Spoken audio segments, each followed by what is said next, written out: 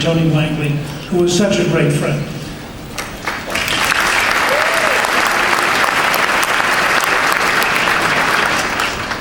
And I want to thank the new 2012 volunteers who have been here working and have made such a difference. We are a people-based campaign, and our volunteers are really important.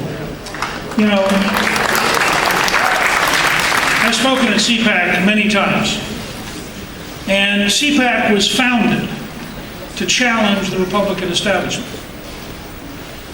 The fact is, when Ronald Reagan came here in 1974 and gave his famous speech on bold colors, no pale pastels, that was a decade in from Reagan's first great national speech for Barry Goldwater, A Time for Choosing. When Reagan campaigned in 1980, you could see the gap between the Republican establishment and the conservative movement. Reagan campaigned on supply-side economics, lower taxes, less regulation, more American energy, praise for people who created jobs. The establishment called it voodoo economics. The GOP establishment has a single word they use with contempt for conservative ideas. They say they're unrealistic. So creating 16 million jobs under Reagan? Unrealistic. Ending the Soviet Union?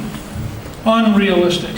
And Faith Whittlesey, who was in the Reagan White House and then ambassador to Switzerland, wrote a brilliant piece recently for Newsmax, pointing out that the fight she and I were in as conservatives against the Republican establishment over the very question of whether or not we should have an anti-Soviet campaign.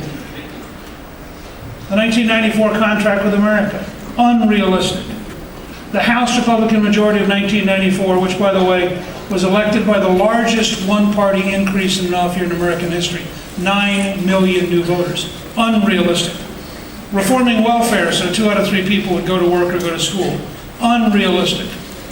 Cutting taxes with the largest capital gains tax cut, first tax cut in 16 years, unemployment drops to 4.2%, 11 million new jobs, unrealistic.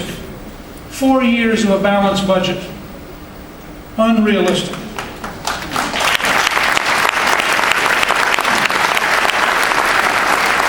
For the Republican establishment, managing the decay is preferable to changing the trajectory, because changing the trajectory requires real fights and requires a real willingness to roll up sleeves and to actually take on the left.